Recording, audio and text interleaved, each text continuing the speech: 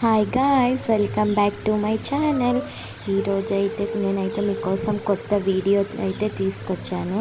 ఏంటంటే ఈరోజు మొత్తం దేవుని ఫోటోలన్నీ కడిగేసి పూజ కోసం అయితే రెడీ చేస్తున్నాము. అండ్ దేవునికి అన్ని పూలు పెట్టేశాము. ఈరోజు లేట్ అయింది కొద్దిగా పూజ చేయడానికి. అంత దేవుళ్ళందరికీ పూలు పెట్టేసి అలంకరించాము.